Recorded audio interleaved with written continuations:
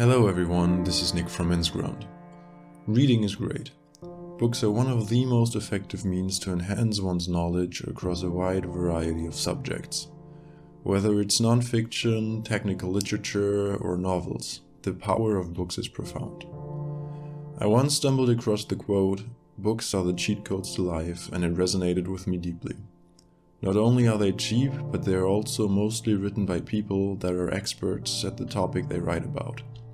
So we basically get the most advanced education possible for almost 1/1000th of its actual worth. It helps our language skills, contributes massively to our mental well-being, sparks our imagination, strengthens connections between ideas, enhances mental abilities, and much more. And it's fun. For anyone committed to lifelong learning, reading is an indispensable habit.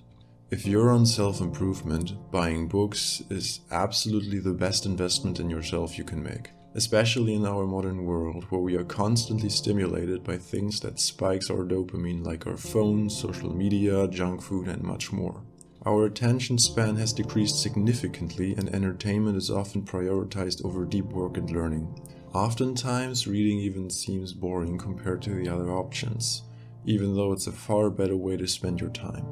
And it's because of our modern world that constantly distracts us and shapes the way we think and learn, that if you decide to grab a book and start reading it, you often don't even remember what you've read a few hours later. This is why today I'm going to share with you a few tips on how you can start remembering the books you read and how you get the most out of them.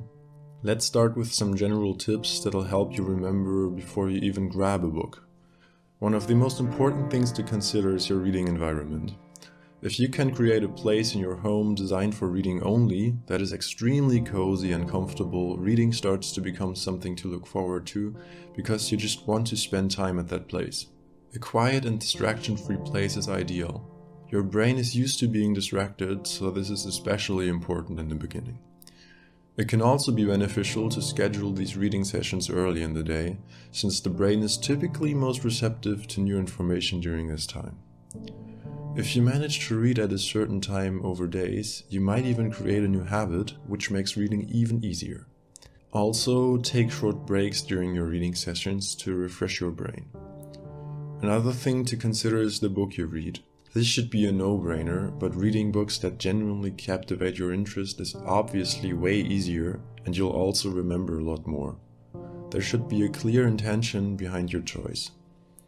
It can also be highly beneficial to apply what you learn instantly. For instance, if you're reading a book like How to Win Friends and Influence People by Dale Carnegie, which in my opinion is a must-read for basically everyone, you can challenge yourself to put the principles into action right after each new chapter. Not only will you remember the principles better, but you'll simultaneously learn them. Applying what you've just read is, just like so many other things, a skill as well. And one of the most fascinating discoveries I've personally made while reading is that at some point you start linking what you've learned so far. You're starting to see the bigger picture of the topic that you're educating yourself about, which, at least for me, makes things even more interesting. It can therefore be beneficial to keep comprehensive notes on what you've learned, so you can later on combine everything. Also, and this is probably no surprise to you, periodically revisiting the books you've read can be beneficial for remembering what they were all about. It's also not uncommon to read the same book in different years and find something new each time.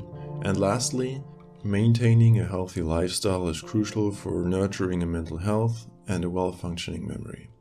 Now that you've selected a book that deeply interests you, the initial step in maximizing your understanding is to create a comprehensive overview of the entire reading. The best way to do this is to skim through the chapters' names and using tools like the table of content to grasp the book's structure. Next, it's crucial to consider the questions you aim to have answered by the text.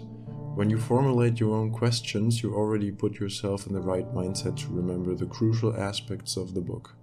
Moving on to the reading itself, it's crucial to approach the text with intense focus and attentiveness, actively seeking answers to the questions you've generated in the previous step. If it's helpful, you can use text markers or take notes on specific passages. Once you're done reading the section, you get something to write and summarize everything in your own words. It is important to use your own words rather than simply repeating the text because this helps you remember better. You should also try to answer the questions you've had. Another tip is to try to think of ways on how you can use what you've just learned in real life. Try to come up with scenarios as real as possible. The ease with which you can articulate what you've read is an indicator of your comprehension. Last but not least, the final step is to reread the material while trying to answer any unanswered questions. Also, in many cases, while you revisit your own summary, you'll likely find that some aspects remain unanswered or unclear. What I just showed you is a little modified version of the so-called SQ3R method. So if you want to explore this reading technique even further, simply type in SQ3R method on Google. I hope this video motivates you to start reading more, maybe remember what you've read better, and helps you putting your newfound knowledge into practice. Thanks for watching, don't forget to like and subscribe, happy reading.